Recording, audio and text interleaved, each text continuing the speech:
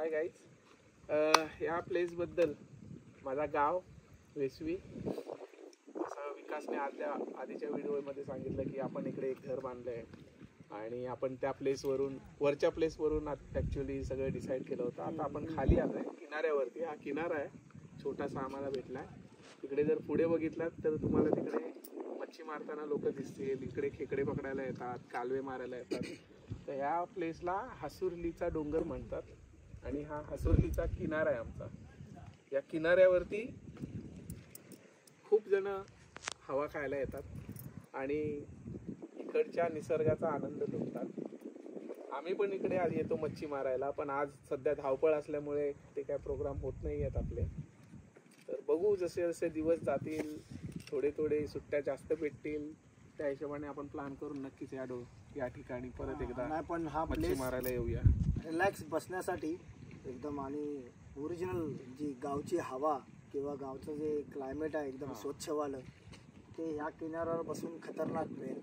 Amazing. तुम्हाला मुंबईमध्ये oxygen भेटत नसेल, इकडे येऊन ऑक्सिजन घ्या आणि मग परत रिफिल होऊन मुंबईला. ओरिजिनल गावची मच्छी जी मिळेल इकडे जाळं टाकल्यावर ती जबरदस्त असेल मच्छी एकदम. बघा, हे कालवे फोडायला आले. फोडतोय तो काय भेटत नाही आता. पाणी वरती आहे, वरती पाणी असल्यावरती कालवे भेटत नाही. पाणी जेव्हा खाली उतरेल तेव्हा पाणी येते, कालवे फोडतील.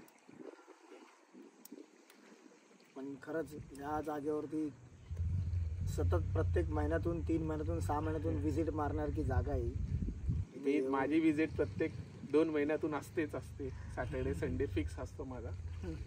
आणि झालंच तर तिसरा दिवस. मुंबईच्या धावपळीतल्या त्या वातावरणापेक्षा इथे येऊन जे रिलॅक्सेशन आहे, माइंड सेट, म्हणजे आपण 2-2, 3-3 महिने कामाचं जे प्रेशर घेतो ते प्रेशर रिलॅक्स होण्यासाठी इकडे येऊन माणसाने 2 दिवस जरी राहिला तरी तो शांत होऊन परत आपल्या कामाला दुसरा लागू शकतो. आधी ते रेती उपसत होते बेकायदेशीर, त्या बेकायदेशीर रेतीवरती आपण पाबंदी आणून रेती उपसा स्टॉप केलेला आहे. कारण जर रेती उपसली तर जे पाण्यामधलं जीवन आहे ते संपतं. हा, मासे वगैरे सगळे ते एक त्यांची पण लाईफ आपल्याला वाचवणं गरजेचं आहे. त्यामुळे रेती केवढ्या मोठ्या मोठ्या बोटी असायच्या त्या रेती काढणाऱ्या, बापरे. आणि इकडे ते डंपर यायचे खूप मोठे.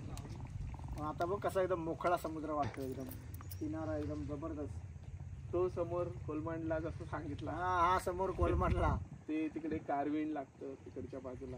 आणि आमचा बागमांडला इकडे पुढे आहे, तुझा पुढे आहे तो त्या साईड, तो बागमांडला. जबरदस्त अमेझिंग प्लेस. नक्की या, विजिट करा आणि मला भेटा विकास खैरेला. चलो बाय.